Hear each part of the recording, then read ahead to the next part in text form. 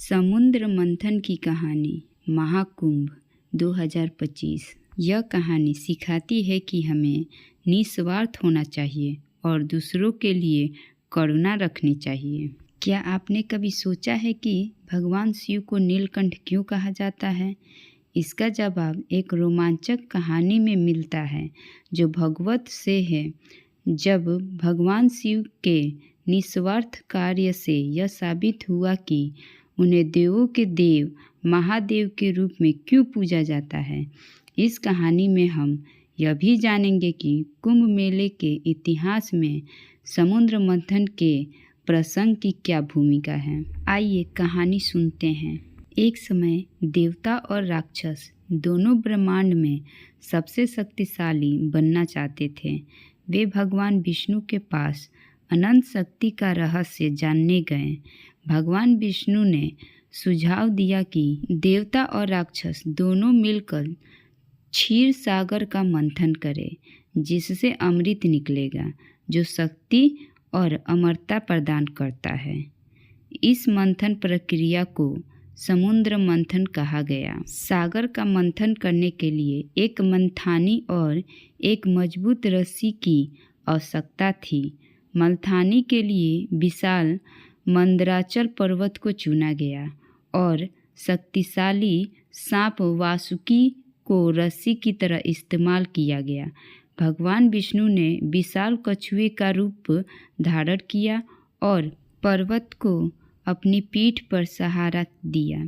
भगवान विष्णु का यह अवतार कूर्म अवतार के रूप में जाना जाता है।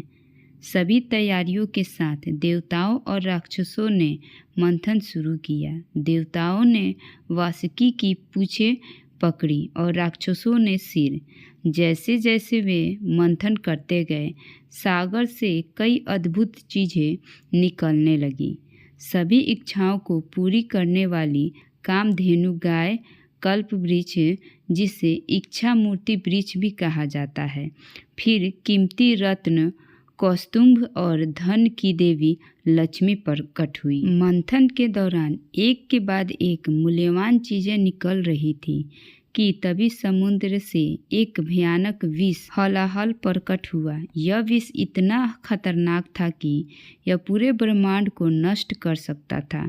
देवताओं और राक्षस बहुत चिंतित हो गए और भगवान शिव से मदद की प्रार्थना की।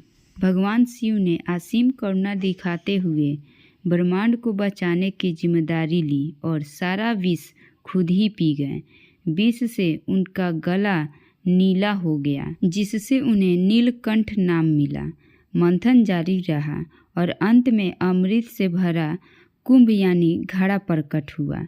इस अमृत कुंभ को पाने के लिए देवताओं और असुरों में 12 दिनों तक लड़ाई चली। उस लड़ाई और खींचातानी के दौरान अमृत कुंभ से 4 बूंदें 4 अलग अलग जगहों पर गिर गई। वे 4 जगह हैं आज के प्रयागराज, हरिद्वार, उज्जैन और नासिक। इन 4 जगहों पर हर 12 साल बाद बारी बारी से कुंभ मेले का आयोजन किया जाता है, जिसमें लोग बड़ी संख्या में भाग लेते हैं। यहाँ बहने वाली पवित्र नदियों में स्नान करते हैं और मोक्ष प्राप्त करने की कामना करते हैं। भगवान विष्णु ने अपनी बुद्धिमानी और चतुराई से अमृत को देवताओं के बीच बांट दिया। देवता अमृत पीकर सबसे शक्तिशाली और अमर बन गए। राक्षस खाली हाथ रह गए। देवताओं की इस विजय से पूरे ब्रह्मांड में सुख और शांति कायम हुई। यह कहानी हमें निस्वार्थ और करुणामय होने का प्रभावी संदेश देती है और समझाती है कि सच्ची महानता उन्हीं को मिलती है जो खुद से पहले दूसरों के बारे में सोचते हैं। यह कहानी हमें अपने भीतर के अमृत को ढूंढने की भी प्रेरणा देती है। 12 साल का कुंभ मेला 12 बार लगने के बाद 144 साल में महाकुंभ लगता है। महाकुंभ दुनिया का सबसे बड़ा समागम है। महाकुंभ में लाखों लोग एकत्रित होते हैं। महाकुंभ में नागा साधु और संतों की भक्ति और अनोखी प्रथाएं देखने लायक होती है। महाकुंभ मेला भारतीय संस्कृति का एक प्रमुख और ऐतिहासिक धार्मिक आयोजन है जो हर 12 साल में प्रयागराज उत्तर प्रदेश में आयोजित होता है। इस मेले का आयोजन एक विशेष तिथि और समय पर किया जाता है। खास तौर पर यह मेला सूर्य के उत्तरायण होने पर लगता है।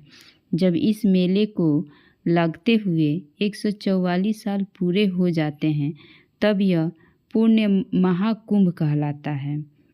साल 2025 का महाकुंभ मेला इसलिए भी खास है क्योंकि 1881 से लेकर 2025 तक 12 बार महाकुंभ का आयोजन हो चुका है और इस वजह से इस साल पुण्य महाकुंभ का आयोजन हुआ है।